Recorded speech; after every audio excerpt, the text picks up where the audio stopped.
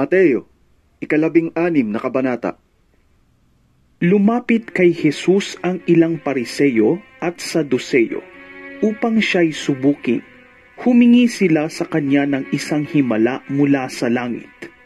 Ngunit sinabi ni Jesus sa kanila, Kapag dapit hapon ay sinasabi ninyo, magiging maganda ang panahon dahil maaliwalas ang langit. At kapag umaga na may sinasabi ninyo, uulan ngayon dahil madilim ang langit. Nakakabasa kayo ng palatandaan sa langit, ngunit hindi ninyo mabasa ang palatandaan ng kasalukuyang panahon? Lahing masama at taksil sa Diyos.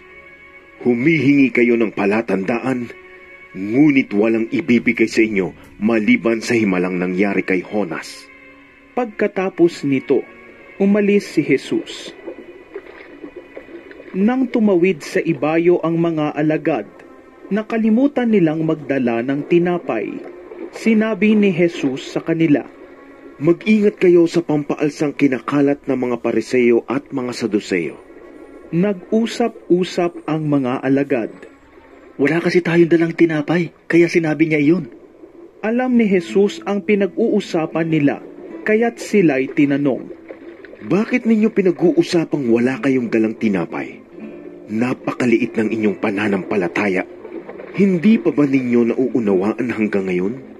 Nakalimutan na ba ninyo ang 5 tinapay na pinaghati-hati para sa 5,000 tao? Ilang kaing na tinapay ang lumabis?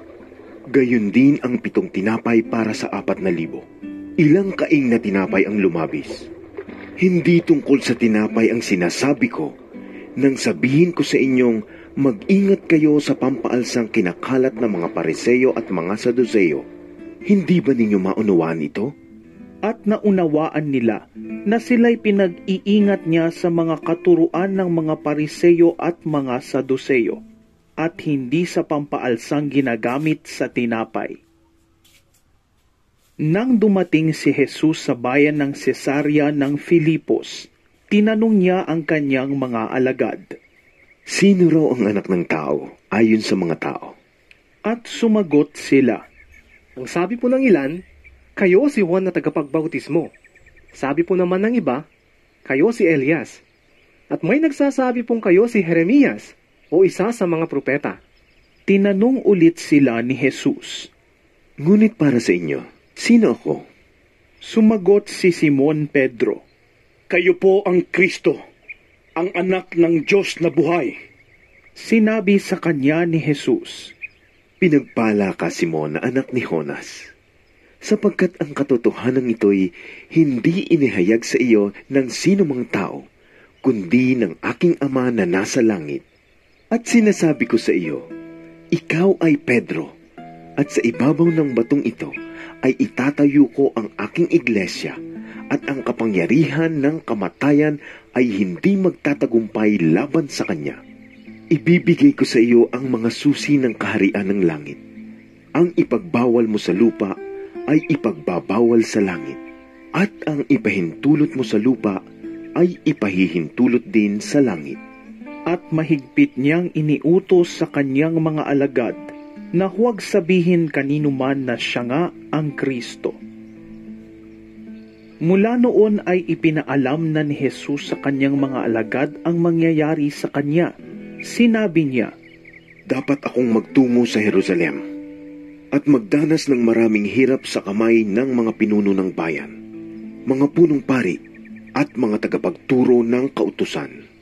Ako'y papatayin, ngunit sa 3 araw, ako'y muling mabubuhay.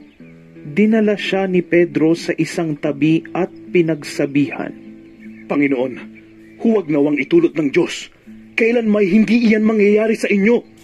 Ngunit hinarap siya ni Jesus at sinabihan, Lumayo ka, Satanas. Hadlang ka sa aking landas. Ang iniisip mo hindi sa Diyos, kundi sa tao. Sinabi ni Jesus sa kanyang mga alagad, Sino mang nagnanais sumunod sa akin, ay kailangang itakwil ang kanyang sarili, pasanin ang kanyang krus, at sumunod sa akin. Ang naghahangad na magligtas ng kanyang buhay, ay mawawalan nito. Ngunit ang mawalan ng kanyang buhay alang-alang sa akin, ay magkakamit nito. Sapagkat ano ba ang mapapala ng isang tao, makamtan man niya ang buong daigdig? Ngunit mapapahamak naman ang kanyang sarili. Ano ang maibibigay ng isang tao kapalit ng kanyang buhay? Sapagkat darating ang anak ng tao na kasama ang kanyang mga anghel, at taglay ang dakilang kapangyarihan ng kanyang ama. Sa panahong iyo'y gagantimpalaan niya ang bawat tao ayon sa ginawa nito. Tandaan ninyo, may ilan sa inyong naririto na hindi mamamatay hanggat hindi nila nakikita ang anak ng tao na dumarating bilang hari